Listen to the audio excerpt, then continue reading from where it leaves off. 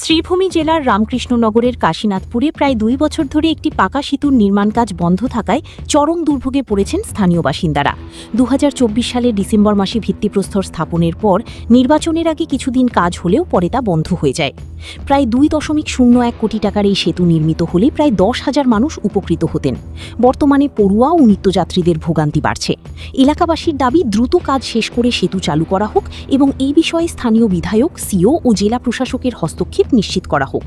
ভানুচন্দ্রের report, Assam prime network. সামনে পরে পরিবার তারা খান্দি যায় সবেও কইলাম যে রাস্তাটাও অনলাইন আমরা খুব ইয়ে করা আমাকে আমরা নতুন যাওয়া লাগে বাজার আছে রাস্তাটার লাগে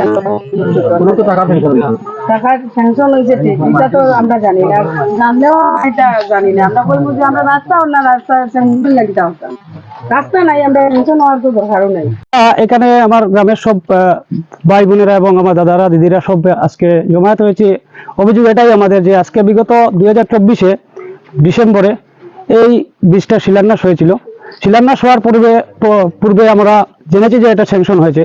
তৎসঙ্গে আমাদের এই ব্রিজটা কাশীনাথপুর অঞ্চলের যে ব্রিজ, প্রথম ব্রিজ, তারপরে আরো একটি ব্রিজ আমাদের সামনে স্যাংশন হয়েছে। কত টাকা বরাদ্দ এটা সঠিক আমাদের জানা নেই, সাইনবোর্ডে লেখা আছে। তো 1 বছর বিগত হয়ে গেল, ইলেকশনের আগ মুহূর্তে অল্প কাজ হয়েছিল। কন্ট্রাক্টর ছিলেন, ঠিকাদার ছিলেন আমাদের কি নাম, কিশোর দাস।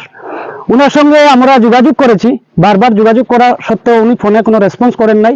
এবং ইলেকশনের কিছুদিন পর একদিন রেসপন্স করেছিলেন, বলেছিলেন যে কাজ শুরু হবে।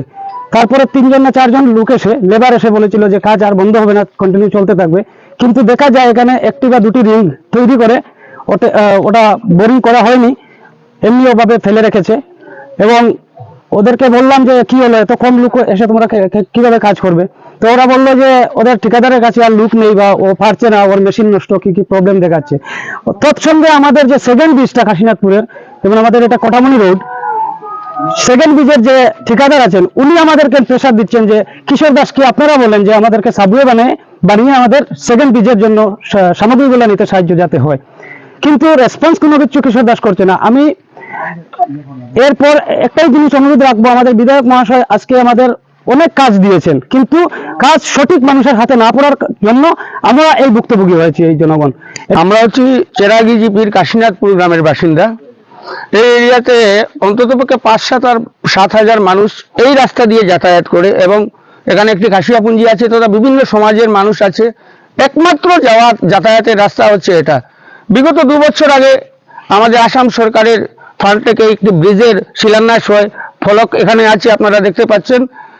কিন্তু আজ অবধি কন্ট্রাক্টর আছেন, যান, আমাদের কোনো সুরা হচ্ছে না। এই বৃষ্টি বাদলের দিন বাচ্চারা স্কুলে যাতায়াত করতে পারে না, তথা বৃদ্ধ আমাদের কোনো যদি মায়ের গর্ভবতী মা কাঁধে ভারেও নিয়ে যেতে অসুবিধা হয়। তাই এই পরিস্থিতি থেকে আপনাদের কাছে আপনাদের শরণাপন্ন আমরা হয়েছি। দেখতে পাচ্ছেন এই ব্রিজটা বিগত 2 বছর থেকে কোন কন্ট্রাক্টর কি করছেন, এবং আমাদের বিধায়ক, সুপরিচিত বিধায়ক, উনি বা কি করছেন। মানুষের যে বেহাল পরিস্থিতি সেটা ভাষায় আমরা বলতে পারবো না। আপনারা দেখতে পাচ্ছেন আজকে আমাদের গ্রামের প্রতিটি ঘরের পরিবারের মা বোন রাস্তায় বেরিয়ে এসেছে অভিযোগ জানানোর জন্য, আমাদের এই দুর্দশা আপনাদের সামনে তুলে ধরার জন্য। কেমন লোক প্রভাবিত? প্রায় আমাদের এখান থেকে পাঠাকাউড়ি হয়ে চেরাগি, কমলপুর ধরে অন্ততপক্ষে 10-12 হাজার মানুষের যাতায়াতের একটি রাস্তা এটা। আচ্ছা, এই ব্রিজটা আগে কি রকম ছিল? প্রথমে এটা পিডব্লিউডি রোড ছিল, তখন কাঠের ব্রিজ ছিল। যখন সেটা ভেঙে যায় তারপরে গ্রামের মানুষ চাঁদা দিয়ে এই বাঁশের সাঁকু বানিয়ে পের হতো। আর আজ অব্দি ব্রিজ কন্ট্রাক্ট হওয়ার পরেও আজ যে এই বর্তমানের যে জেস্টগুলো দেওয়া হয়েছে, এইগুলা গ্রামের মানুষের টাকায়, গ্রামের মানুষের ছেলেরার পরিশ্রমে যাতায়াতের ব্যবস্থা হয়েছে। এছাড়া সরকারের পক্ষ থেকে একটি পয়সাও দেওয়া হয়নি।